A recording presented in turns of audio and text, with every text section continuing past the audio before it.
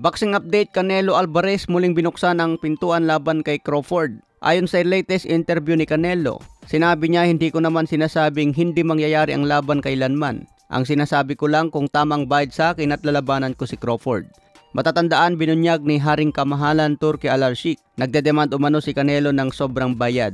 150 milyon ang demand. Kung papayag si Canelo sa 30 to 50 milyon, baka sakaling papayag pa si Turki Al-Sheikh. Sinabi pa ni Canelo, mga tol, matapos ko talunin si Edgar Berlanga, bukas ang opisina ko para pag-usapan ang next fight kontra Crawford. Kailangan manalo muna si Canelo kay Edgar Berlanga para matuloy ang plano. Abangan natin ngayong September 14. Matindi rin ang abangan sa undercard ni Canelo.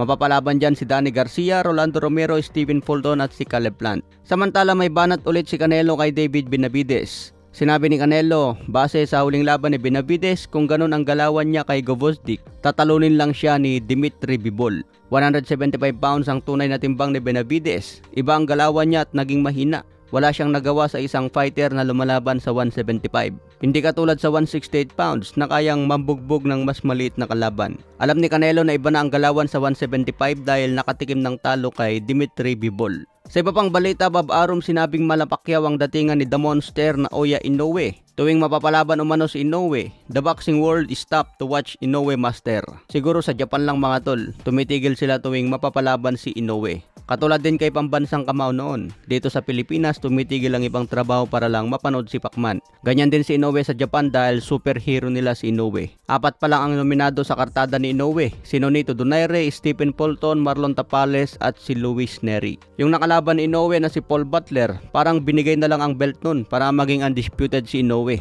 May paparating na laban pa si Inoue ngayong September 3, laban kay TJ Doheny na 37 ang edad. Sa iba pang balita, Floyd Mayweather posibleng operan ng WBC para lumaban daw sa WBC belt. Ayon sa report ng WBN, sa taong 2025 posibleng operan si Mayweather. Kung mangyari ito, mga tol, baka si Manny Pacquiao pa ang labanan ni Mayweather.